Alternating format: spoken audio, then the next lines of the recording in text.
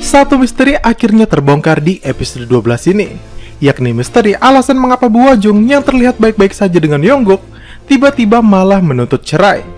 Dan untuk misteri lainnya, seperti kemana Kepala Hong pergi selama 5 tahun, kita hanya diberikan sebuah clue yang nantinya cocok sekali untuk kita buatkan teorinya, sekaligus mengambil referensi dari 2 buku yang ditampilkan pada drama ini sebelumnya. Tunggu aja ya teori dari Mimin.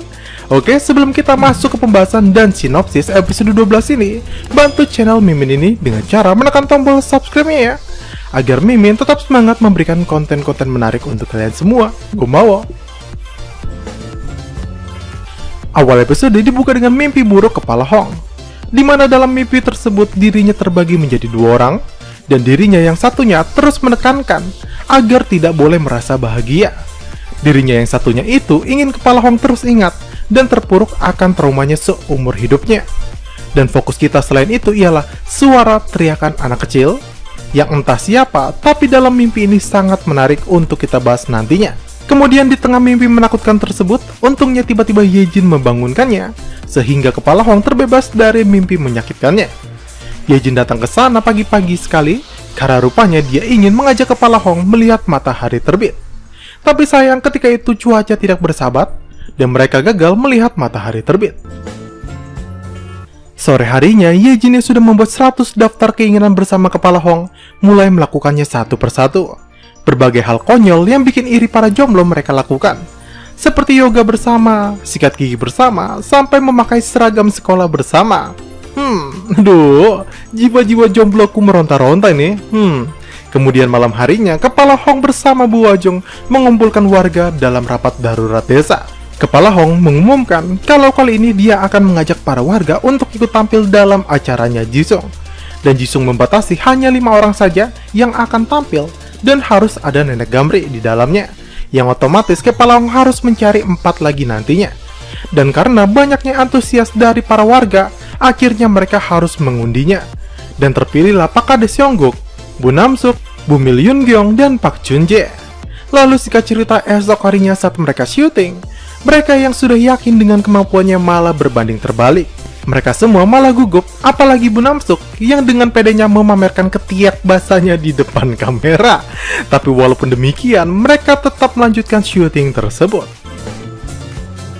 Stop dengan kebucinan duo pipi bolong. Sekarang kita ke pasangan cewek agresif dan cowok nggak peka. Encol mengantar Misun untuk membeli ayam goreng truk kesukaannya.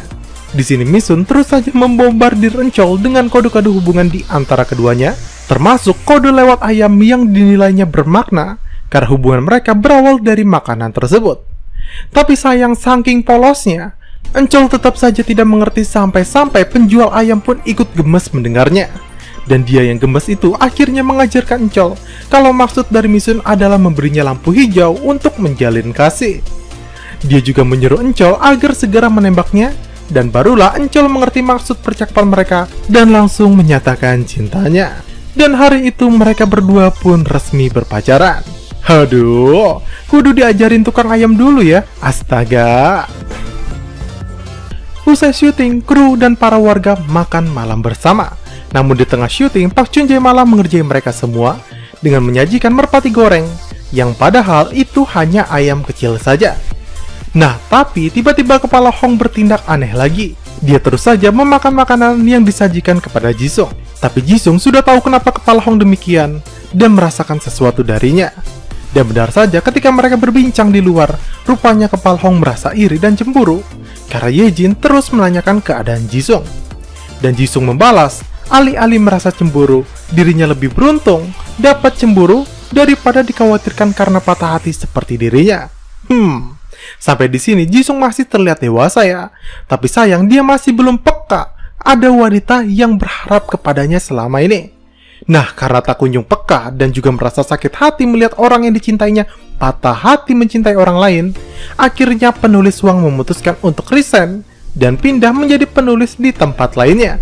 Tapi sayang Jisung sampai akhir episode ini masih belum peka dengan apa yang sebenarnya diinginkan oleh penulis Wang tersebut. Esok harinya mereka pergi ke ibu kota untuk berbelanja memenuhi daftar keinginan Yejin yang belum terwujud. Nah, di sini ada momen lucu di mana Kepala Hong kena mentalnya Karena dia yang tadinya ingin membayarkan kalung milik Yejin, tapi ternyata tidak jadi karena harganya sangat mehong. Karena ternyata kalung tersebut menggunakan berlian asli. Sabar ya mas, Yejin juga ngerti kok penghasilan kepala Hong tak sebaik dirinya. Nah, lalu selain momen lucu tersebut di mall ini, kita juga diberikan clue dari masa lalu kepala Hong, di mana saat mereka berbelanja, mereka bertemu seorang senior kepala Hong semasa kuliah dulu. Dan pertemuannya itu malah membuat kepala Hong down dan seakan kena mental yang begitu dalam. Kira-kira apa ya yang selama ini disembunyikan oleh kepala Hong? Kemudian kita akhirnya diberikan jawaban dari mengapa Bu Wajung menceraikan suaminya. Rupanya Bu Wajung mendengar percakapan suaminya yang mabuk dan curhat di depan Junjae. Yongguk mengatakan kalau dia tidak mencintai Bu Wajung dan pernikahan mereka terjadi karena Yongguk merasa kasihan kepada Bu Wajung yang ketika itu harus hidup sendirian setelah ibunya meninggal dunia. Jadi bagi Yongguk, apalah arti pernikahan jika hal tersebut hanyalah sesuatu yang membosankan?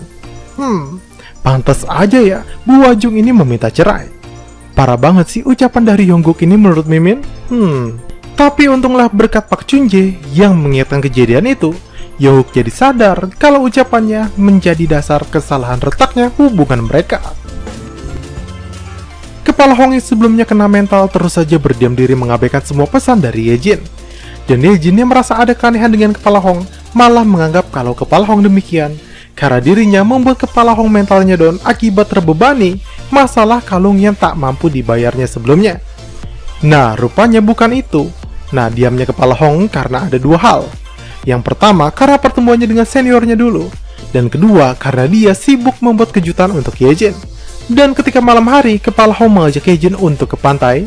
Dan ternyata di pantai ia sudah menyiapkan sebuah tenda lengkap dengan hiasan indah untuk kencan mereka berdua sambil menunggu matahari terbit.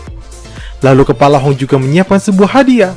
Dan hadiah itu adalah kotak perhiasan yang dia buat seharian hingga tidak sempat membalas pesan Yejin. Kepala Hong yang tak mampu membelikan perhiasan berinisiatif membuatkan kotak perhiasan karena hal tersebut sudah ia rencanakan jauh-jauh hari di daftar keinginannya yang ingin membuatkan hadiah buatan tangannya sendiri kepada Yejin. Dan episode ini pun berakhir sampai di sini.